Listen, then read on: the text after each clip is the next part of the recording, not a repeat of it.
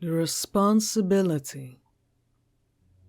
In the beginning, before time and order, there were two very great beings, called the Everything and the Nothingness. Both of these entities hated each other and had nothing in common, and were constantly fighting each other. And one day, as both beings were fighting each other, and others found themselves bonding into each other. They didn't want to bond, but something was pulling them together by force. When one being tried to get away, the other would forcefully pull them back into bonding, and neither knew why they were doing this. It was almost instinctively, and like it was meant to happen, but in the most horrible way, like an unwanted force arranged marriage. Out of the agony of both, the nothingness and the everything, their hatred for each other, and an independent doom of bonding, they accidentally created sound. It was horrific, as both beings never knew what sound actually is. But there it was, sound moving and vibrating through the cosmos, and existence itself was forming. Through the ordeal of the nothingness and the everything, their pain of becoming each other, and the imprisonment that both beings were experiencing, now produced light. Because both beings were so miserable among one another, that they wanted to express their anger. They appeared for one another, and so sound and light were formed. Then, as both great beings, from before time and order, and even before existence, were fighting and bonding, the two creatures of before time and existence were now creating existence, time, and order accidentally. Then both creatures took time to observe what they had created, as they were bonding, and the great everything and the great nothingness were both observing sound and light, which came from the agony, and form a place of unwanted bonding. Then, as both beings listened and watched the light and sound playing with each other, both great beings wondered how they were creating, and where they came from in the first place. For the first time where the great beings had known each other, they had finally found something in common. The great nothingness and the great everything did not know where they came from, or how they were created, but they knew that somehow, to figure out how they were created and where they came from, they would have to swallow the disgust for one another and bond fully together. The sounds and lights were playing so much more to help both beings exert their pain at bonding with one another. It's better for pain to be let out than to kept in, as both great beings bonded. An implosion of a new race came out, and forced unity. The race of gods formed in their millions, billions, or even trillions, and no number could catch with how the race of gods came out the great nothingness and the great everything. The gods created senses above the great two beings, to wonder and be completely surprised by the new kind of randomness. The race of gods took control of the new existence that came to be, and they took their power to place among the universe. new worlds were being formed, and even new thoughts, new emotions, and new actions were being formed. The world that the two beings were born onto was now gone, and a new eon was unfolding before the great nothingness and the great everything. Both beings were now being forgotten, as the race of gods were selfish in their own delights of lust for power. The race of gods' corruption knew no bounds, but then a war came between the gods, and from that war, order was found, as well as law and restrictions. Everything was now to be counted in time to keep everything documented and ordered. The gods were evolving, and they did not care for the two great beings anymore, who hated each other and were forced to bond to create them accidentally. The existence was now full of time, order, planets, and Milky Ways. The gods then created beasts, and were to be beneath them, and for the beasts to worship the race of gods, by nor worshipping them. Then, as the gods were creating beasts, they then accidentally created the human race, and when they tried to abort the human race cried out to the gods that they wanted to exist, even though the human race will be weaker and dumber than the beast. They still wanted to exist, and so the gods allowed the humans to exist and let them suffer the consequences of living in a world full of beasts. The gods who were responsible for law and order also followed. The god of Balare, the god of law, was a god who commanded the rules of the gods and all living beings can or cannot do.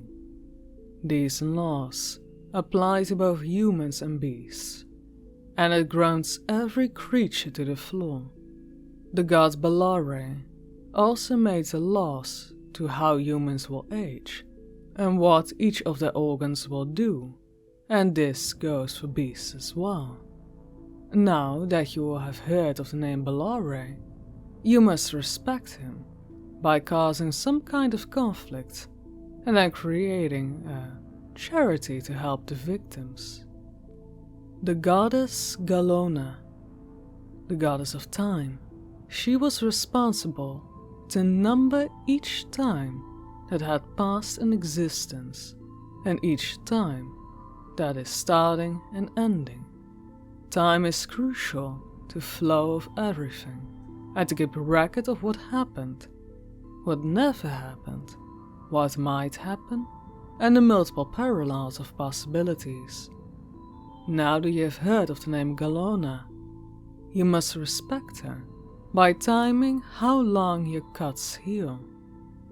The god Jaruka, the god of construction, is the god of construction, and he is responsible for all things that is built, and this also goes for how planets are built, suns are built, and even how the stars are built. Now that you have heard the name of Jaruka, you must respect this god by staying in a building that is built and isn't ready yet. The god Kayorga, the god of worship. The god of worship is responsible to how all gods get worshipped. This god made it so that every god and goddess be worshipped by not worshipping them at all. So by simply doing nothing, you will simply be worshipping them every millisecond of your pathetic and non-important existence, and this empowers all gods. To respect the god Kayorga, you must now worship all gods by doing nothing at all, and that means no going to work, no house cleaning, and I mean absolutely nothing for a year. Even if it means that you will lose your job or home due to not paying bills, it doesn't matter. The goddess Fratakia, the goddess of all seasons, the goddess of every season on every planet. And to respect this god, you must wear heavy warm clothes in the summer, no clothes in heavy winter, and you must cover yourself in leaves in autumn for only 1 year. The god Torokia, the god of all the elements, is the god of all the elements, and that goes for anything like electricity, fire, ice, wind, and anything else in between. This god loves to play with the elements, to create eye-dazzling sights, and to make heroes as well as villains, by putting them in tricky situations, and their chaotic conditions. To respect the god Torokia, you must burn a house with your family in it, and save them all. These are the gods responsible for giving order to existence, and they held all of the responsibilities of creation, but the beasts hated being under the gods. They wanted to be above the gods, and to hold the power that is to control existence and life for everyone. The beasts were ungrateful for what was given to them, and they constantly outwitted humans. And they also constantly beat the humans when it came to physical feats. They tried to mock the gods by eating humans and playing with their organs. They used to offend the gods by turning themselves to look like humans and killing babies. These are the basic beasts that roamed the earth at the time, and you have your basic werewolf-like beast, where some get the power from the moon, while others get the power from the sun, and some get the power from when the sun reproduced with the moon. Some werewolf-like beasts use their hair and other body-like fingers to pick up things and throw things, and other werewolf-like beasts were hairy on the inside. Then you have your basic sucking-like creatures, and similar to vampires, but each creature sucked something differently. Some drank blood, some drank the soul, some drank emotions, and others drank sanity from the mind. You have your variation of ghouls, mummies, and yet monsters without any kind of categories, of any kind of name. But they were simply wandering hungry monstrosities. The beast hated the race of gods above them, and they wanted to go to war with them, and so they started to worship them, because the race of gods gained power from non-worship. When the beast felt like they had acquired enough strength to beat the gods, they had forgotten that trillions of humans not worshipping the gods had given the gods enough power to beat them. It was a sad day to be a beast, but the laws did not dare them to try something else, so the beast waited patiently. As the millennia went by, the race of gods became complacent, reckless, and bored of controlling and holding all responsibilities of existence. Everything became too familiar with them, and then the beast, surprisingly, all started to cry out to the race of gods to help them. As the humans were winning the wars against the beast, the gods were impressed with the humans for actually beating beast, and were smarter and physically superior to them. The cries of beast only made the race of gods more annoyed.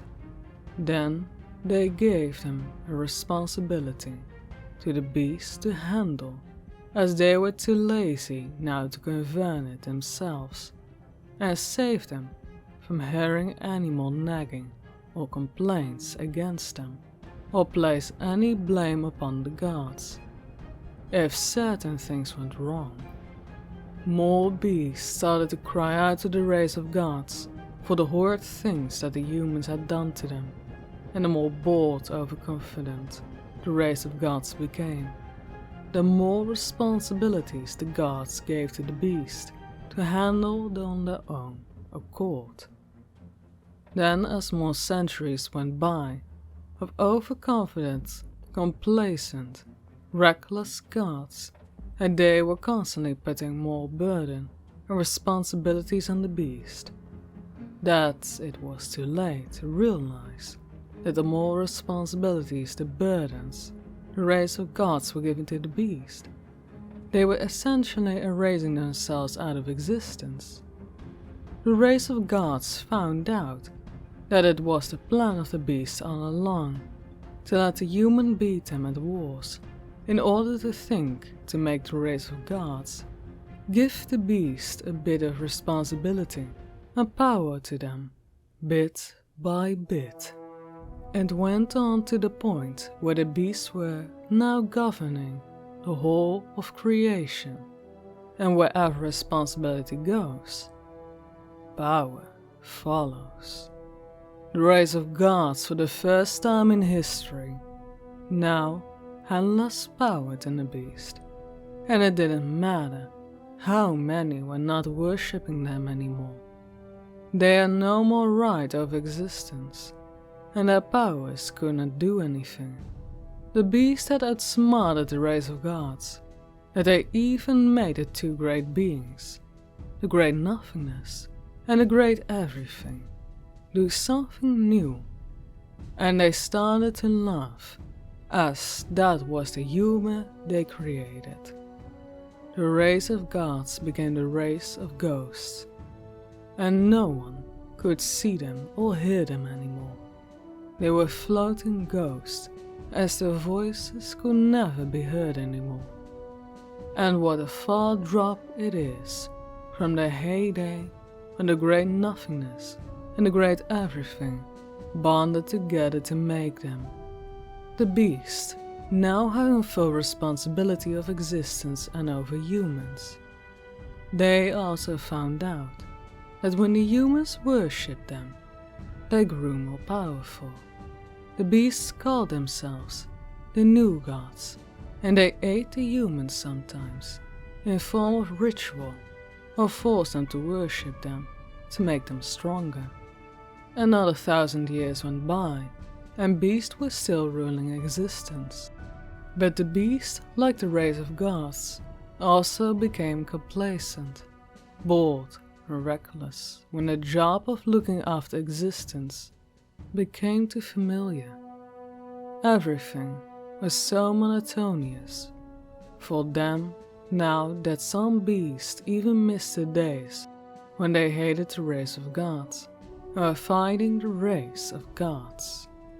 Then things started to change, and among the humans there lived in a town who were now practicing the tradition of Malakan. Malakan lasts a year where the sun reproduced with the moon to create new suns and new moons for other planets. But during this long year period, absolutely no one can have babies, or otherwise they will come out either physically wrong or mentally wrong.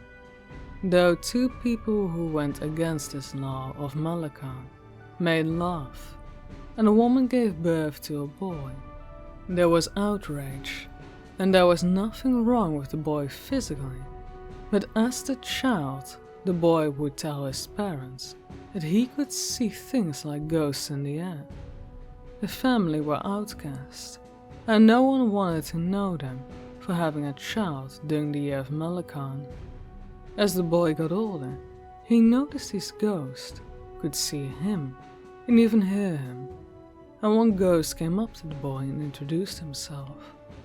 The ghost explained how they used to be the race of gods, how they became reckless with their responsibilities and passed it on to the beast, who go around thinking they are gods now. The ghost practically raised the boy, as his own parents were just terrible, and the boy grew into a teenager. The boy was manipulated by the ghost to rebel against the beast.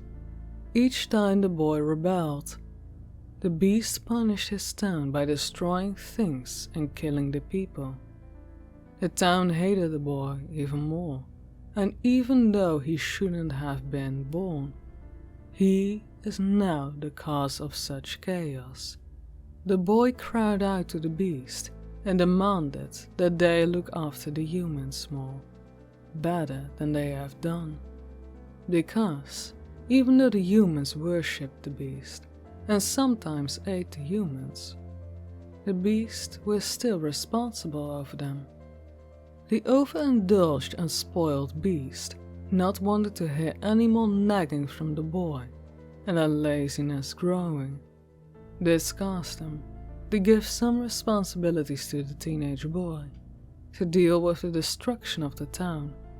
When the teenage boy went back to the town, the people were surprised that the beast had given him some power and responsibility to a human for the first time ever. How the ghost and the human manipulated the teenage boy to do more rebellious things, which caused the beast to punish the boy by destroying other towns and villages. Every time the boy cried out to the beast to take responsibility for what they had done, this made the beast realize even more just how hard handling power can really be. The beast started to give more power and responsibility to the teenage boy to handle the problems that belonged to humans, as the beast couldn't be bothered anymore. They didn't want to be blamed for tragedies cast against humans, and the teenage boy became the ambassador of some sort of connected beast to humans. The boy was now responsible, handling human problems and preparing sacrifices for the beast. Then, one day, when the boy didn't prepare a sacrifice for the beast were terrified when they found out that they couldn't do anything to the boy or to the humans, as they had given up too much power and responsibility. The beasts were now turning into dumb animals, and they themselves were being eaten by the humans now. And then, when all of the power and responsibility went to the boy, when he was just a teenager, the ghosts that used to be a race of gods demanded that he give all the responsibility and power back to them. The boy was disgusted with the ghosts, and now he realized how the ghosts had manipulated him and were only thinking of themselves. In all that time that the boy had been raised by the ghosts to teenagehood, not one ghost blessed the boy with a worthy first and second name. The boy wanted to pass the power and responsibility over existence to the humans, just to annoy the ghost. But the ghost warned the boy that because he was born on a year, no one should have been reproduced. He, as well as the ghost, would perish, and all of the beasts would turn into animals with no intelligence at all. The boy smiled at the people and passed all of the responsibility and power over existence to the humans. The boy, along with the ghost, died. The human race was now in control of existence, and they farmed out the animals that used to be the beast. Into the year 2021, and the humans are trying to give back the responsibility to the environment, and they abandon responsibility when all things wrong. With every abandoned building, abandoned house, abandoned town or village, this is an automatic give over of power and responsibility into the great nothingness and to the great everything. For example, when an abandoned field or forest gets abandoned by humans, this is a form of automatic handover of responsibility and power to forests and fields. Within forests and fields, they are everything and nothing. The everything is the trees, grass, and plants. Also, the trees, grass, and plants do practically nothing by standing there among their roots. Among all of this is the birth of the great nothingness and the great everything. And when the humans leave planet Earth, the planet Earth will be nothing and everything. And when the humans leave Earth, they will be given back to power and responsibility, back to the great nothingness and the great everything.